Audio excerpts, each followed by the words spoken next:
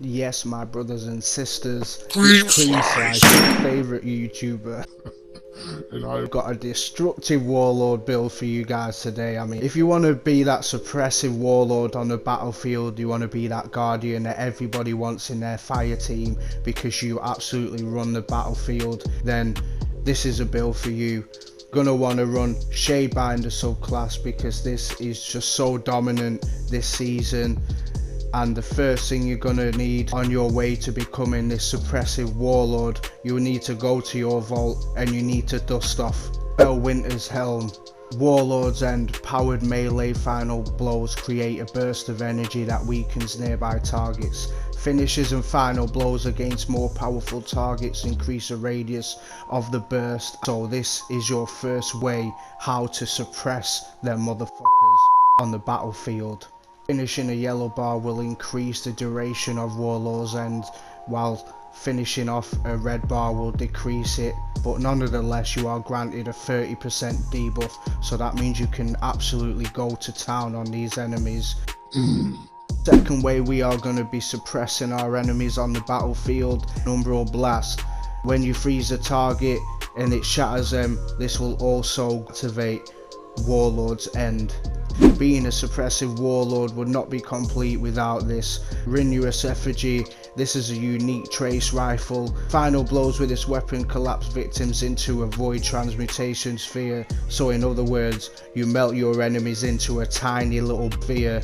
You pick that sphere up and you can deal some crazy damage with that sphere. Hold down your shoot button for a strong explosive attack. As you hold the block button, this area of effect damage not only stuns and disorients your enemies, but also drains the life force out of them, transfers into health regeneration. And now we've got the base of the loop going on, crushing our enemies into a ball of sphere, making them explode. Healing ourselves while sucking the life force out of them and suppressing them, and then slamming that ball down to emit a burst of destructive warlord damage.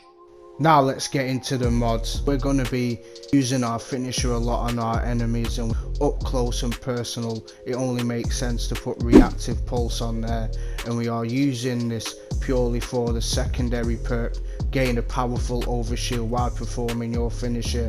This is undoubtedly one of the strongest mods in the game when it comes to finishing your opponents off. Yellow bars cannot stomp you out. You will be able to tank so much damage, it is unreal. It only makes sense for you to pair energy accelerant with Renewous Effigy. This essentially doubles your damage and it will disintegrate them motherfuckers. They have no chance. Champions, no chance. You're going to want to equip Warmind's Decree also. Void Splash damage final blows have a chance to create Warmind Cell. Yeah, you got it right.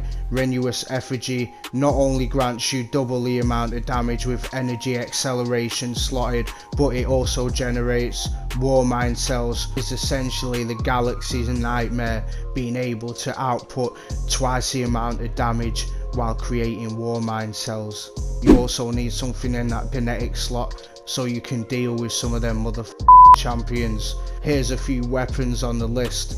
7 Seraph Officer Revolver hits home for one of the kinetic slots, also creates Warmind Cells. Chroma Rush is another perfect choice if you are up against them barrier champions. Sundering Blast, stunning a champion also creates an explosive blast. You pop that motherfucker and it shields up. While you have got them running around like they don't know where they are, it only makes sense for you to chop them up. And it is edged, the Warlock sword. You can go and farm this at the helm, cash in your Umbral engrams and see if you can land one. The pick of the day is going to be Surrounded for extra damage while you are surrounded by enemies. Throw on Surrounded Spec, destructive damage written all over it. This is a hacking machine. Do not think twice about equipping this motherfucking sword. The last piece of this suppression warlord build is going to be cellular suppression.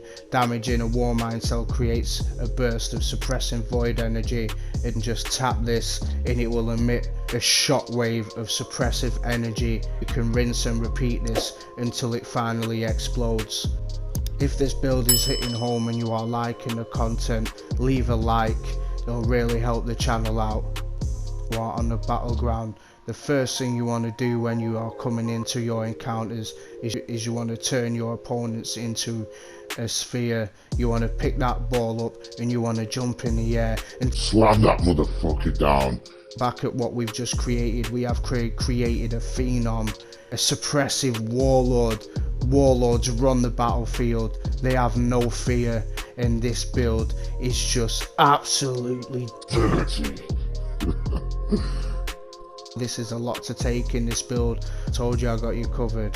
Take a screenshot, put it in your pocket, pull it out when you're ready to make this destructive build, and you can think of me while you look at the picture. I'm Cream Slice. Thank you for watching. Peace.